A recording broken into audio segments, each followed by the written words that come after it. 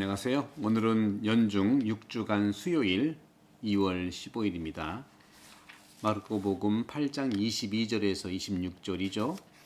예수님과 제자들이 벳사이다로 갔는데 사람들은 눈먼 이를 예수님께 데리고 와서 손을 대달라고 청합니다. 그러자 예수님은 그 눈먼 이의 손을 잡고 마을 밖으로 데려 나가시죠. 그리고 두 눈에 침을 바르시고 그에게 손을 얹으신 다음 무엇이 보이냐 하고 물으시죠. 그는 앞을 쳐다보면서 사람이 보입니다. 그런데 걸어 다니는 나무처럼 보입니다 하고 대답합니다. 사람이 제대로 안 보인 거죠. 그러자 다시 예수님께서 두 눈에 손을 얹으시고 그러자 똑똑히 보게 되었죠. 그러면서 시력이 회복됐고 모든 것을 뚜렷이 보게 됐다는 말이죠. 이 말은 사람이 뚜렷이 보인다는 겁니다. 오늘 벳사이다의 눈머니를 고치시는 예수님, 지난번 벙어리 기적과 똑같이 7장 32절 37절 했는데 오늘은 소경 치유 기적도 역시 마르코 복음에서만 볼 수가 있는 것이죠. 예수님에 의해서 눈을 뜨게 되는, 그래서 망설임 없이 분명하게 볼 수 있게 된다는 오늘 베드로 신앙 고백 이전의 마지막 기적인데, 여러분들 우리가 눈을 제대로 뜨기 위해서 예수님께 치유 기적을 받아야 됩니다. 우리 스스로가 할 수 있는 부분들은 확실하게 예수님께 의탁하고 우리의 눈을 뜨게 해달라고 해야 됩니다. 그런 점에서 눈먼이를 예수님께 데리고 왔고 바로 이 우리 같이 다 보는 사람들은요, 물적인 것이지만 다 보는 사람들은 어떤 장애물이나 어떤 장벽을 두려워하지 않아요. 다 볼 수 있으니까. 그런데 소경은 누군가의 도움을 받아야 되죠. 그래서인지 소경은 못 보는 사람들은요, 맡겨진 존재고 누군가의 도움을 받아야 됩니다. 그런데 그렇게 못 보는 사람은, 소경은 선이든 악이든 맡겨줘야 돼요. 선한테 맡겨줄 수도 있고 악에 맡겨줄 수도 있는 거예요. 그런 점에서 오늘날에도 우리가 자동차도요, 방어운전도 하고 또 천천히 교통법규를 지키잖아요. 또 보니까 과학이 많이 발달돼서 소경들도 운전할 수 있는 자율주행차가 나온다는 소식이 있긴 있는데, 어쨌거나 소경도 그 자율주행 자동차한테 의존돼야 되잖아요. 이렇게 우리는 잘 보는 자, 또 가까운 것을 보는 근시한 자, 또 멀리 있는 건 보는 원시한 자가 있죠. 영성생활, 신앙생활도 똑같습니다. 바로 볼 수 있는 자가 있고요. 그 다음에 작게만 보는 사람이 있고요. 작게는 안 보지 멀리 있는 것만 보는 사람이 있어요. 이것처럼 또 볼 수 없는 사람들은요, 어떤 의견이나 공공의 의견들, 또 대중들의 판단 기준에 따라서 우리가 결정하게 되는 거죠. 자기 자신의 어떤 그 결정이라든가 할 수가 없는 거예요. 따라서 말씀드린 대로 가까이 있는 것만 보는 사람, 근시한 자죠. 그 코앞에 있는 것만, 그 근시한 자는 인간 문제에, 다시 말해 인간의 큰 문제에서는 차이가 없지만 작은 문제에서는 매우 다르게 말할 수가 있는 거예요. 그래서 사람들은 혼자만의 판단력, 식별력을 좋아하지만 대부분 착각입니다.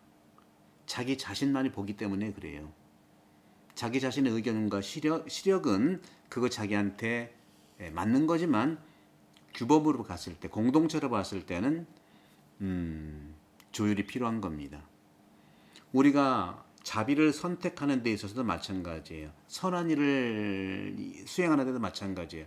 자비를 선택한다든가 선한 일을 할 때에도 선과 죄악으로 얼마든지 영향을 받을 수가 있어요.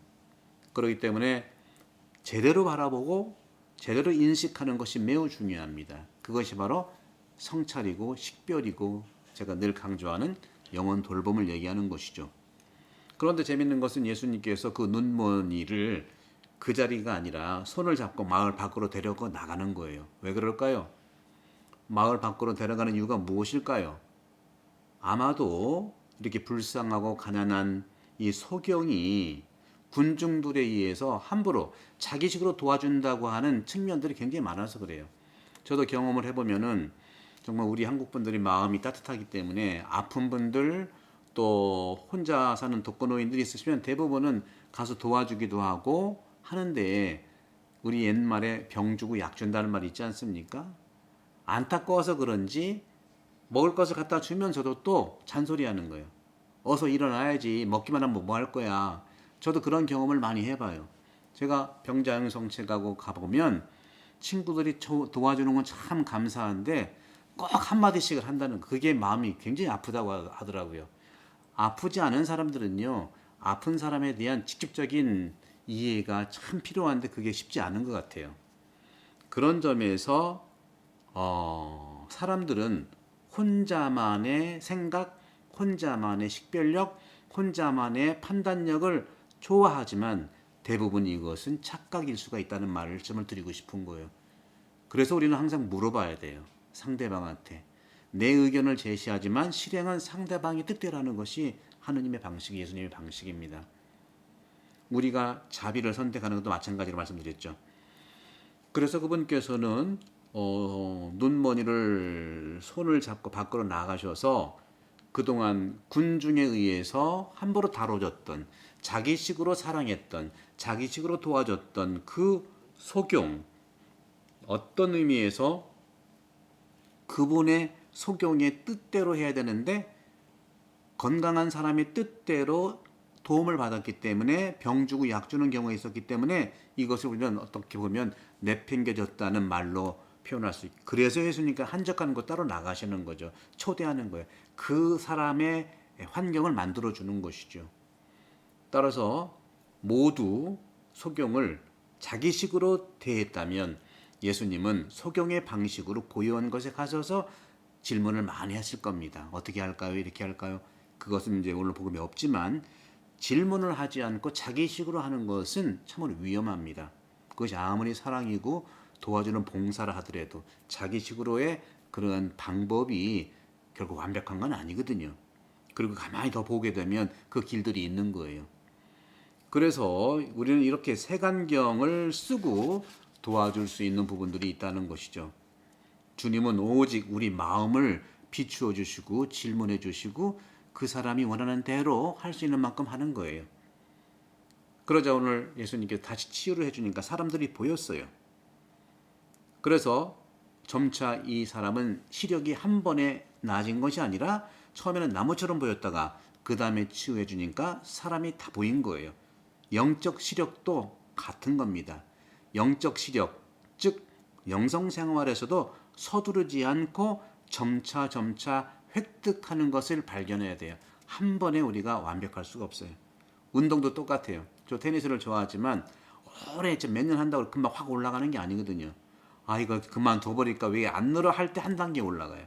그 다음엔 안 떨어집니다. 체계적인 이런 훈련이 상당히 필요한 거예요. 그래서 제가 3월 19일부터 우리 본당 교우분들한테 그 과정을 나눠드리려고 하는 것이죠. 그런 점에서 우리는 사물이라든가 사람을 알아차리는 사물의 인식, 사람에 대한 인식은 두 가지로 우리가 유형을 볼 수가 있는데 첫 번째는 생각이고 두 번째는 감정이에요. 오늘날 세상이 성공을 지향하는데 발전 요체들을 보면 기술이라든가 또는 경제, 사회 이 모든 것이 인간을 위한 바른 성장을 어떤 의미에서 외적으로는 발전했지만 진정한 그 사람의 마음을 성숙시켜주는 것은 상당히 불행히도 오히려 장애가 되는 것들이 많아요. 외적인 것들을 가지고 하기 때문에. 따라 사람들은 삶의 정보들조차도 외적인 경우 숫자로 심지어는 교회의 그러한 그 선교도 숫자로만 보는 경향이 없지 않아 있지요. 그런 점에서 삶의 내용인 생명이 필요하고 생명은 없어 보여요. 생명을 추구한다면 우리가 더욱더 희망을 가질 수 있죠. 여러분들은 어떻습니까? 모든 일에 있어서 사람과의 관계에 있어서 시작을 중요시 여깁니까? 또 과정을 중요히 여기십니까? 어떤 분은 결과를 중요시 여깁니까? 어떤 분들은 결과를 중요시 여기는 점도 있고 또 과정은 시작을 더 중요시 여길 수 있고 그러나 예수님의 방식은 좀 천천히 가더라도 시작과 과정과 결과가 다 선해야 됩니다. 그런 점에서 우리는 공동체의 이런 따뜻함과 온화한 우정 이것이 공동체에서 살아가는 사람의 몫입니다. 따뜻하고 온화하면 시작도 좋고 과정도 좋고 결과도 좋을 수 있어요. 오늘 복음에서 사람들이 보입니다 하는 체험들을 하며 살아갑시다. 사람들이 보여야 됩니다. 일만 봐서는 안 돼요. 다시는 살아가는 인격을 접촉하며 살아가는 사람은 가족이라든가 일터라든가 공동체 일상에서 살아있는 관계를 형성하고 또 찾게 되는 것이죠. 성부와 성자와 성령 이름은 강복합니다. 감사합니다.